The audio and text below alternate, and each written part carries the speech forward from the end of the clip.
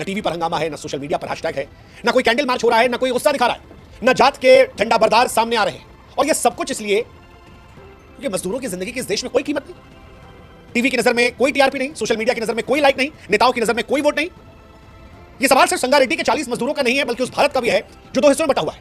एक भारत जो चमकता है और दूसरा भारत जो चुपके चुपके पिसता रहता है। एक भारत मॉल्स में चहकता है, मेट्रो में दौड़ता है, स्टॉक मार्केट की उछाल पर तालियां बजाता है, इसरो के चांद पर कदम रखते ही छाती घर से चौड़ी हो जाती है, 4 ट्रिलियन इकोनॉमी का ढोल पीटता है, विकसित भारत का 2047 तक सपना देखता है। लेकिन दूसरा भारत वो फैक्ट्रियों में मशीनों के बीच फंसता है, खदानों में सांसें गवाता है, आग में जलता है और फिर खामोशी से दफन हो जाता है, मानो जैसे उसकी कोई अहमियत नहीं। 40 मजदूर साहब, 40 मजदूर मर गए और इस देश में किसी को कोई फर्क नहीं पड़ा। वो 40 मजदूर जो 40 परिवारों का घर पाल रहे थे, आज वो इस दुनिया में नहीं है और हम सब खामोश हैं। क्या यही हमारी देशभक्ति है जो चांद पर झंडा गाड़ने में उछल जाती है, लेकिन 40 मजदूरों की मौत पर खामोश रहती है? एक भारत में दो भारत की वो तस्वीर है जो परेशान करती है। सच कहें तो आप में से 95% या 99% लोगों को यह खबर तक नहीं पता। तेलंगाना के संगारेड्डी जिले में प्राइवेट केमिकल फैक्ट्री, नॉर्मल दिन था, मजदूर 12-14 घंटे की शिफ्ट कर रहे थे, भीषण धमाका होता है, स्प्रे ड्रायर मशीन सालों से कहा जाता है सफाई नहीं हुई थी, प्रेशर से फट जाती है। 40 मजदूर जो शायद सुबह अपने बच्चों को स्कूल भेजकर आए होंगे या शायद जो रात के खाने का इंतजार कर रहे थे, पलक झपकते राख हो जाते, तड़प तड़प कर मर गए, उनकी चीखें धुएं में घुल गई।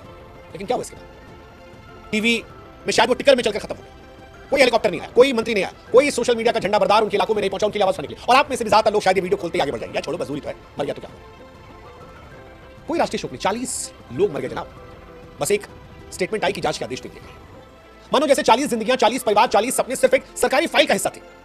आप एक बार कल्पना करके देखिए, हम आपको ये कहते हैं, आप सोचिएगा कि अगर यह घटना किसी मॉल में होगी, किसी एयरपोर्ट पर होती, किसी 5 स्टार होटल में होती, किसी मंत्री के दफ्तर में होती, आप तमाशा सोच के देखिए।